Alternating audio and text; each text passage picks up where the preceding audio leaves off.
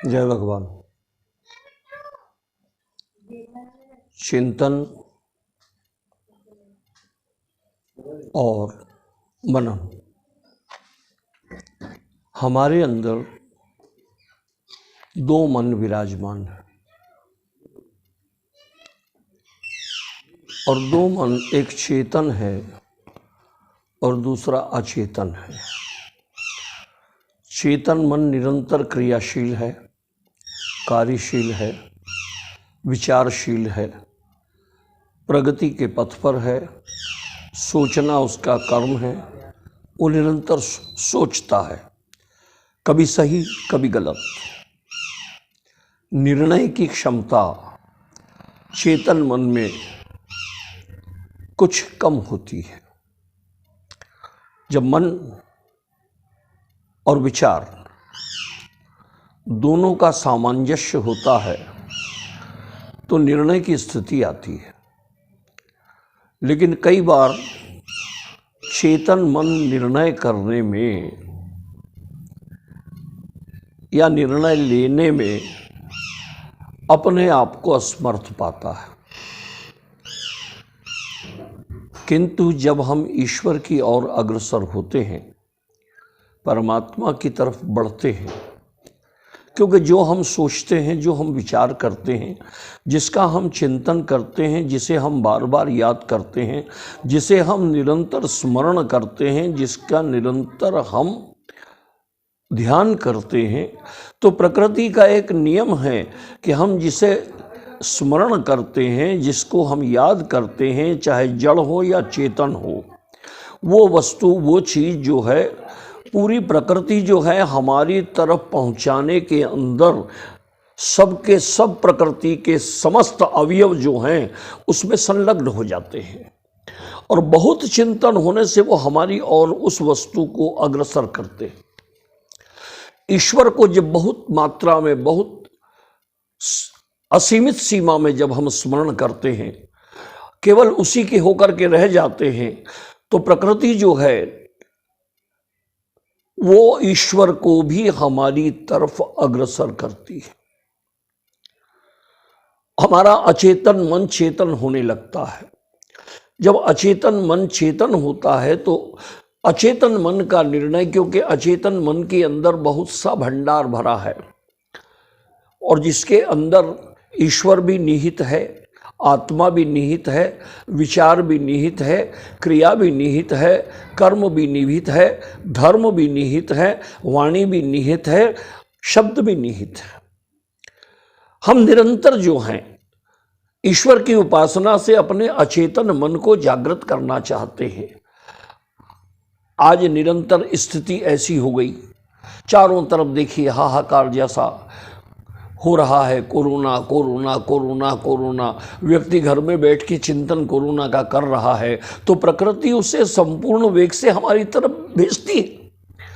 अगर हम यही विचार ईश्वर की वृत्ति पे लगा दें और ऐसा चिंतन करें कि ऐसी कोई चीज़ नहीं जो मुझे पीड़ित कर सके, क्योंकि मैं ईश्वर का हूँ, ईश्वर मेरे हैं, मैं भगवान का हूँ, भगवान मेरे हैं, मैं माँ का हूँ, माँ मेरी है, मैं भोलेनाथ का हूँ, भोलेनाथ मेरे हैं, मैं गणपति का हूँ, गणपति मेरे हैं, मैं राम का हूँ, राम मेरे हैं, मैं कृष्ण का हूँ, कृष्ण मेरे हैं। वो शक्ति, वो सामर्थ्य, सब कुछ जो है वो मेरे पास विद्यमान है। ऐसा विचार अनुकूल करके अगर हम निरंतर चिंतन, ईश्वर का चिंतन करें तो विश्वास कीजिए कि बहुत बहुत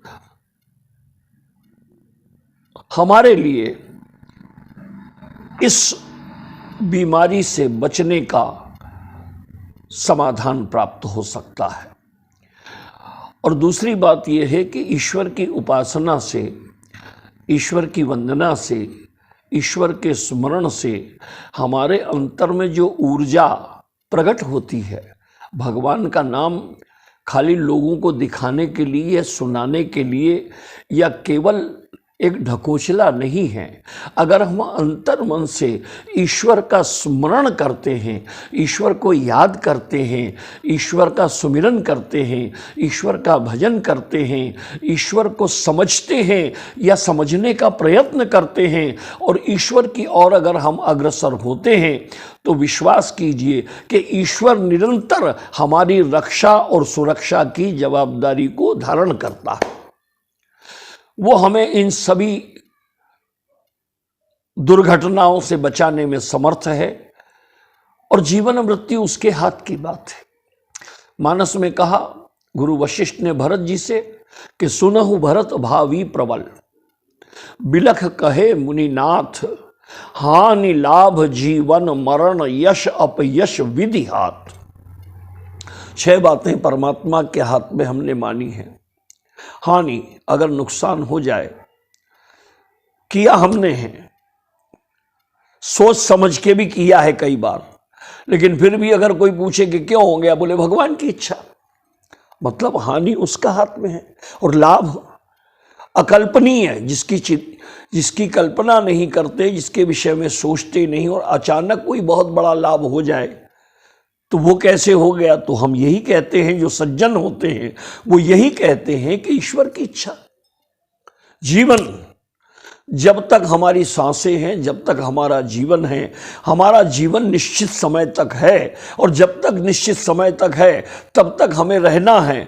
अब वो समय कब है? अगर कोरोना से जाना है तो निश्चित जाना पड़ेगा, और अगर हमें नहीं जाना है तो अगर हम पॉजिटिव यानी अनुकूल विचार करें तो विश्वास कीजिए कि ये महामारी हमसे कोसों दूर रहेगी। मरण, जीवन और मरण, मृत्यु समय पर निश्चित समय पे आती है और जीव को जाना होता है। यश, कभी कभी इंसान को कोई कार्य किए बिना भी बहुत यश की प्राप्ति हो जाती है, लोग धन्य धन्य कहने लग जाते हैं। और कभी कभी तो ऐसा होता है कि बहुत अच्छे कर्म करने के बाद भी अपयश की प्राप्ति होती है। तो ये 6 बातें विधाता ने, परमात्मा ने, हम जिस परम शक्ति को ईश्वर कहते हैं, उसने अपने पास में निहित रखी है। वो परम शक्ति तत्व 13 अप्रैल से नवरात्रि का प्रारंभ हो रहा है। माँ भगवती की उपासना यानी शक्ति की उपासना है। अपनी ऊर्जा को बढ़ाने के लिए, दिखाने के लिए नहीं है, अपनी ऊर्जा को बढ़ाने के लिए, अपनी दिव्यता को बढ़ाने के लिए, अपनी भव्यता को बढ़ाने के लिए, अपने चिंतन को बढ़ाने के लिए, अपने भावों को उनके चरणों में समर्पित करने के लिए ये विशेष 9 दिन है, जिसके अंदर साधक अलग अलग दिन अलग अलग माँ के स्वरूपों का वंदन, स्मरण, चिंतन, पूजन और भजन करता है। प्रथमम शैलपुत्री च, द्वितीयम ब्रह्मचारिणीम, तृतीयम चंद्रघंटेति कुष्मांडेति, चतुर्थकम पंचमम स्कंदमाता, षष्टम कात्यायनी, सप्तमम कालरात्रि महागौरी च, अष्टमम नवमी सिद्धिदात्री च, नवदुर्गा प्रकृता, उक्तान्यतानि नामानि ब्राह्मणे महात्मनः। दुर्गा सप्तशती में ये 9 माँ के स्वरूप हैं। और माँ, देखिए, शक्ति को हमने माँ ही क्यों कहा? वो तो सर्वश्रेष्ठ है, पिता भी कह सकते थे, लेकिन सांसारिक लोकाचार में पिता का स्वभाव और माँ के स्वभाव को देखते हुए आचार्यों ने प्रकृति को माँ कह करके संबोधित किया, क्योंकि माँ का हृदय उदार होता है। बेटा कितनी भी बड़ी बड़ी गलतियां कर जाए, बाप क्रोधित हो सकता है, लेकिन माँ इतना होने के बाद भी उदारता उसकी जाती नहीं। बच्चा है, गलती हो गई, 50 साल का हो जाए, पूछो भाई क्या बोल, बच्चा है, गलती हो, क्योंकि वो माँ है। पिता तर्क से संबंधित होता है और माँ भाव से संबंधित होती है। माँ का हृदय उदार, विशाल, पूत कपूत हो सकता है, पर माँ कभी माता कुमाता नहीं होती।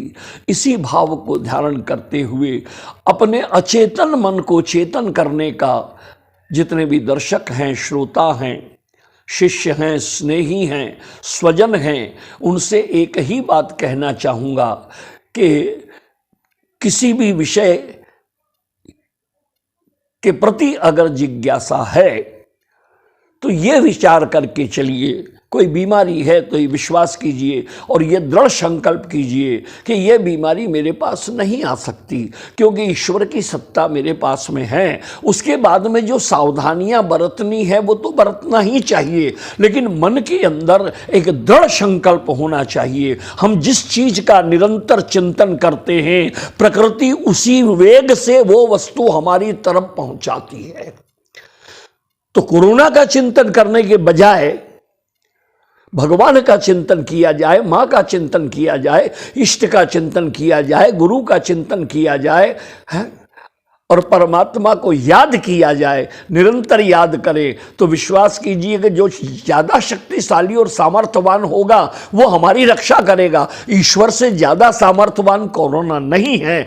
ईश्वर से हम प्रार्थना निरंतर करें कि पृथ्वी से, खाली भारत नहीं सारे विश्व से ये बीमारी निर्मूल हो और प्राणी मात्र सर्वे भवन्तु सुखिनाम सर्वे संत निरामया, सबके सब सुखी हो जाएं, इस कामना को करते हुए इसी के साथ में अपनी वाणी को विराम देते हैं और फिर अगले हफ्ते आपका दर्शन करने का प्रयत्न करते हैं। आइए बड़े प्रेम से सभी श्रोताओं को, स्वजनों को, शिष्यों को, स्नेहियों को, दर्शकों को हमारी ओर से जय भगवान।